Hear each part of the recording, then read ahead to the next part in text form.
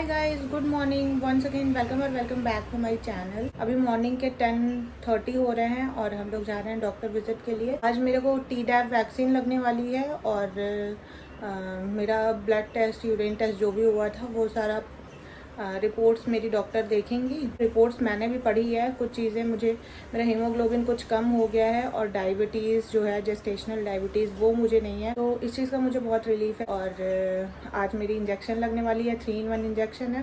थोड़ी सी 3-in-1 है ना, तो लग रहा है कि मुझे कि स्वेलिंग, फीवर ये सब हो सकता है उसको लगवाने के बाद। देखते हैं, ना हो तो ज़्यादा अच्छा है पेन। तो बस चलते हैं अभी डॉक्टर के पास। और मैंने आपको बताया था इसके पहले के ब्लॉग में, तो हस्बैंड पुणे गए थे और अभी आज मॉर्निंग में ही आए हैं। और मैं रात भर पता नहीं क्या हुआ, कल मुझे नींद ही नहीं आई। 3-3:30 बजे मेरी नींद अचानक खुल गई और फिर उसके बाद मुझे नींद ही नहीं आई, पता नहीं क्यों। फिर उसके बाद मैं ऐसे ही इधर उधर वीडियोस वगैरह देख रही थी, टाइम पास कर रही थी कि नींद आ जाए, पर मुझे नींद आई ही नहीं पूरी रात।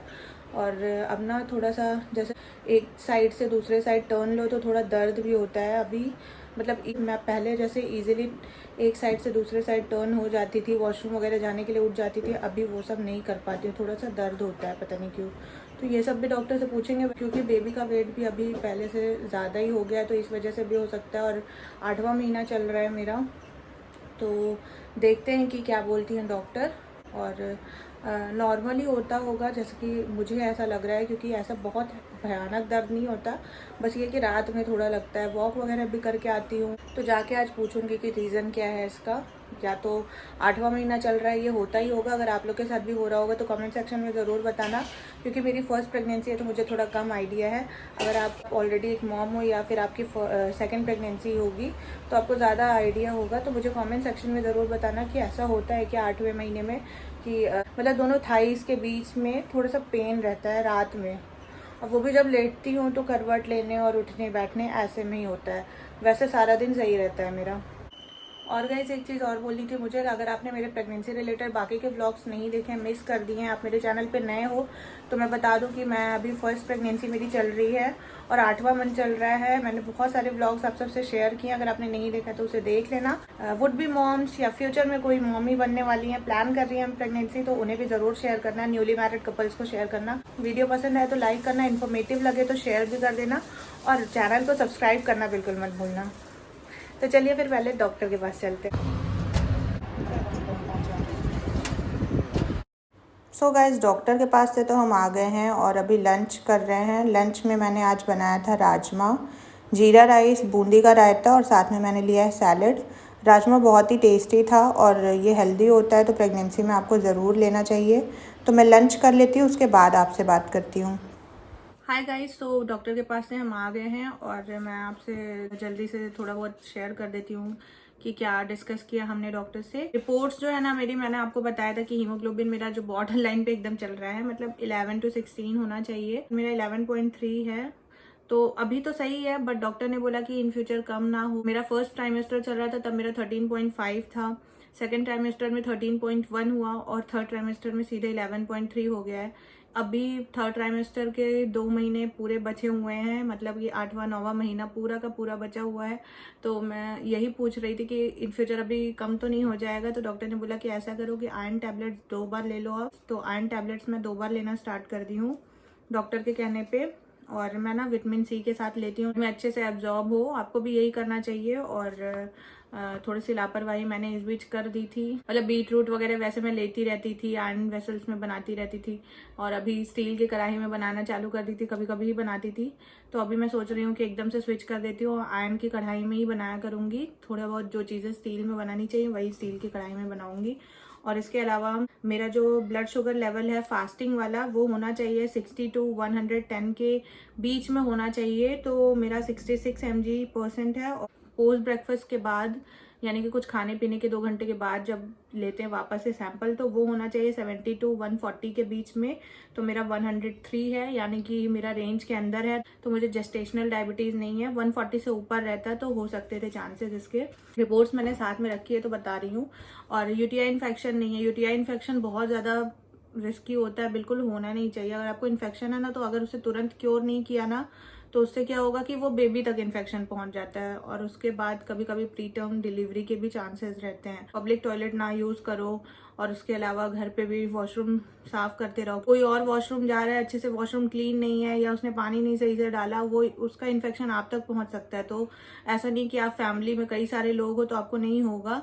तो इस चीज़ का ध्यान देना कि वॉशरूम वगैरह क्लीन रखा करो। और लिपिड प्रोफाइल टेस्ट जो हुआ था वो भी मेरा रिपोर्ट सही है। लिपिड प्रोफाइल में मेरा थोड़ा सा कोलेस्ट्रॉल ज़्यादा दिखा रहा था, तो बहुत ज़्यादा नहीं बट रेंज से थोड़ा सा ऊपर था। तो मैंने पूछा डॉक्टर से कि ऐसा क्यों है, तो उन्होंने बोला कि ऑयल और मतलब घी वगैरह जो हम लोग लेते हैं प्रेगनेंसी में, ड्राई फ्रूट्स वगैरह लेते हैं ना प्रेगनेंसी में, तो उसकी वजह से थोड़ा सा ज़्यादा दिखाता है वो, बट उसके टेंशन लेने की ज़रूरत नहीं है। घी तो खाना ही चाहिए और ऑयल जैसे कि नट्स वगैरह में ऑयल होता है, नेचुरल ऑयल होता है। उन्होंने ये बोला कि इसकी टेंशन लेने की जरूरत नहीं है, ये एकदम सही है, प्रेगनेंसी में थोड़ा सा ऊपर नीचे होता है, ये चल जाता है। ये तो मेरी रिपोर्ट्स थी।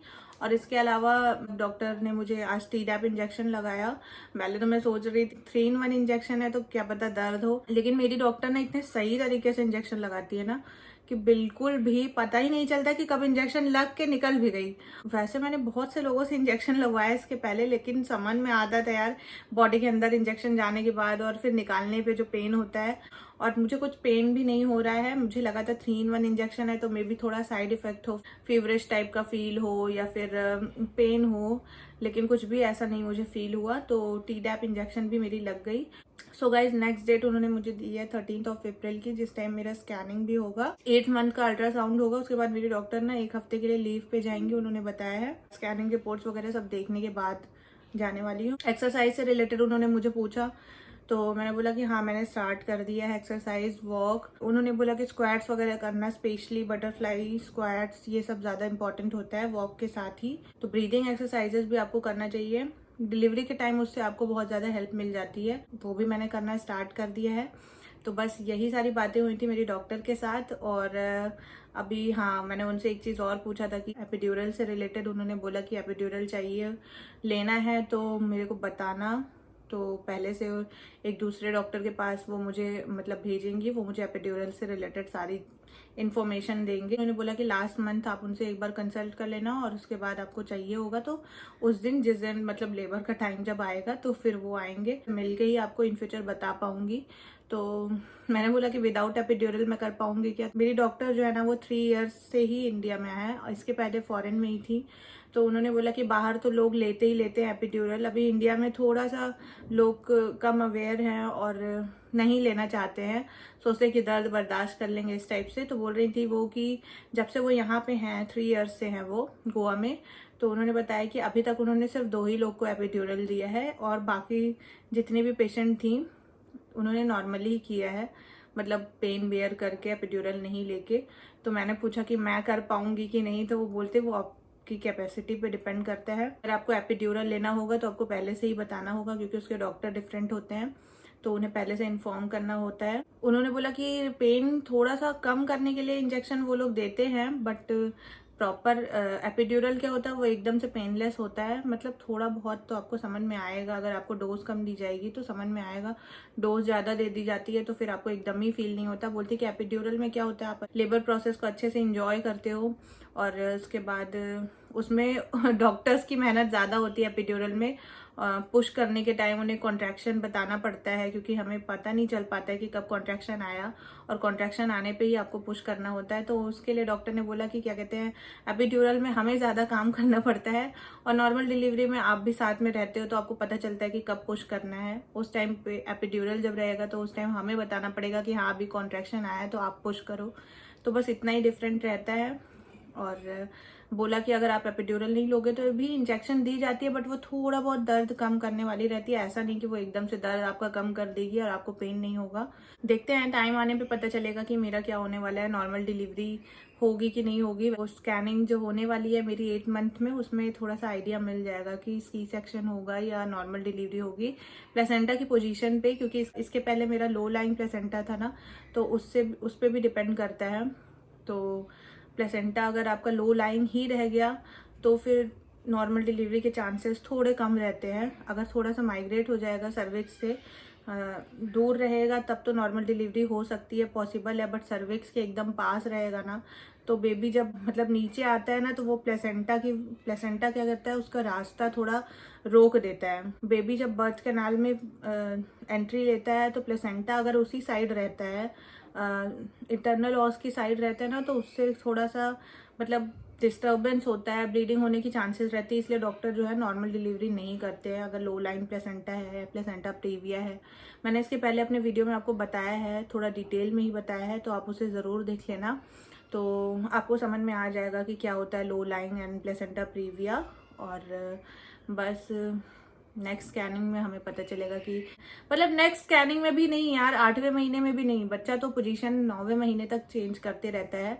एकदम लास्ट 36 वीक के बाद जब एक बार अल्ट्रासाउंड होता है ना, तब फिर एग्जैक्ट पता चल जाता है कि हाँ अब आपको नॉर्मल होने के चांसेस है कि नहीं है। क्योंकि जब प्रॉपर एग्जैक्ट हेड डाउन, क्योंकि अभी तो बहुत सारी स्पेस बच्चे को मिलती है, तो बच्चा मूव करते रहता है, खेलते रहता है, तो अपनी पोजीशन भी चेंज करते रहता है। बट एकदम लास्ट वाला अल्ट्रासाउंड जब होगा ना, तो उसमें पता चल जाएगा कि हाँ बच्चे की पोजीशन एग्जैक्ट क्या है। और जब प्रॉपर हेड डाउन पोजीशन में रहता है तभी मतलब नॉर्मल डिलीवरी के चांसेस होते हैं। तो उसके लिए तो भाई मैं एक्सरसाइज और वॉक वगैरह कर ही रही हूँ, देखते हैं बाद में क्या मिलता है मुझे इस चीज़ का रिजल्ट। तो चलिए फिर आज का वीडियो मैं यहीं पे कंप्लीट करती हूँ। आई होप आपको काफ़ी इन्फॉर्मेशन मिली होगी। अगर पसंद आया हो और यूजफुल लगा हो तो प्लीज़ लाइक ज़रूर कर देना, मुझे मोटिवेशन मिलेगी। क्योंकि प्रेगनेंसी के इस स्टेज में मैं बैठ के आप सबके लिए वीडियो बना रही हूँ, बहुत बड़ी बात है, क्योंकि बहुत ही थकान टाइप का फील होता है, एग्जॉस्टेड फील होता है। तो मैं आप लोग के लिए फिर भी काम कर रही हूँ, तो थोड़ा सा मुझे अप्रिशिएट करने के लिए लाइक कर देना, मेरे वीडियोस को शेयर ज़रूर कर देना, और चैनल को सब्सक्राइब नहीं किया तो प्लीज़ सब्सक्राइब कर देना। तो बस दैट्स ऑल फॉर टुडे, मिलते हैं आप सबसे नेक्स्ट वीडियो में। Till then bye bye.